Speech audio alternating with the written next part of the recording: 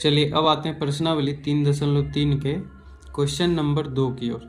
इसमें बोल रहा है कि 2x+3y बराबर 11 और 2x-4y बराबर -24 को हल कीजिए और इससे m का वह मान ज्ञात कीजिए जिसके लिए y बराबर mx+3 हो। तो हमें क्या करना है, ये दो जो समीकरण दिया गया है रैखिक समीकरण, इसका हमें हल ज्ञात करना है और x y का मान निकालना है। उसके बाद क्या करना है, m का भी मान हम निकालेंगे। तो सबसे पहले x y का मान निकाल के हमें क्या करना है, इस समीकरण में रख देना है। तो जब रखेंगे तो m का मान क्या होगा, निकल जाएगा। तो चलिए चलते हैं क्वेश्चन नंबर 2 की ओर। क्वेश्चन नंबर 2 में है, एक समीकरण दिया गया है 2x प्लस का 3y बराबर का है 11। दूसरा समीकरण दिया गया है 2x माइनस का 4y बराबर का है -24। तो इस दूसरा समीकरण को देख लीजिए, हम इस प्रकार भी लिख सकते हैं। 2 यहाँ से कॉमन लेंगे तो ये बच जाएगा x माइनस का 2y बराबर का है -24। तो यहाँ 2 इधर गुने का है, इधर आ जाएगा भाग का। तो ये बच जाएगा x माइनस 2y बराबर का 2 इधर गुने का है, भाग का आ जाएगा और जब भाग लगेगा तो ये बच जाएगा -12। 2 से 24 में भाग देंगे तो बच जाएगा -12। तो ये थोड़ा आसान हो गया। तो इसको हम समीकरण 2 मान लेंगे और ये जो दिया गया इसको हम समीकरण 1 मान लेंगे। और 1 और 2 को हम क्या करेंगे, या तो प्रतिस्थापन विधि से हल ज्ञात कर सकते हैं, विलोपन विधि से भी हल ज्ञात कर सकते हैं। तो जब प्रतिस्थापन विधि से हल ज्ञात करेंगे तो देख लीजिए, प्रतिस्थापन विधि से,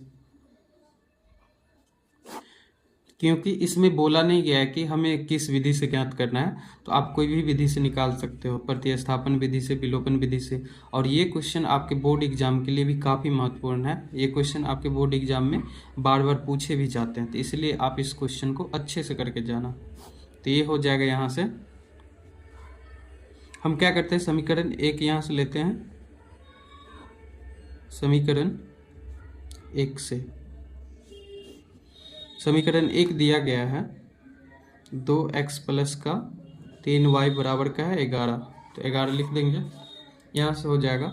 यदि x का मान यहाँ से हम निकालते हैं तो x बराबर हो जाएगा 2x, और इधर प्लस का 3y है तो इधर जाएगा तो माइनस का हो जाएगा, यानी 11 माइनस का हो जाएगा 3y।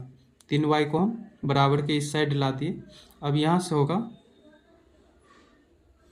x के साथ 2 गुने का है तो इधर आएगा भाग का, तो x बराबर हो जाएगा 11 माइनस का 3y भाग का है 2। तो यहाँ से x का वैल्यू निकल गया। इसको हम समीकरण क्या मानते हैं, 3 मान लेते हैं।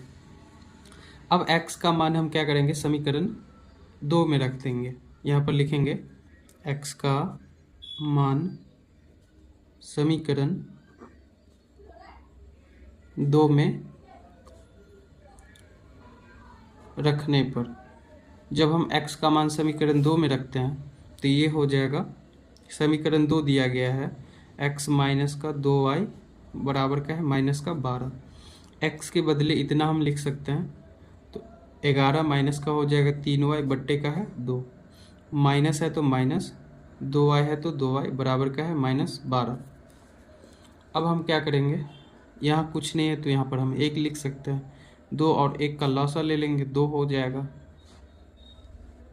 यहाँ से 2 और 1 का लॉसा लेंगे, 2 हो जाएगा।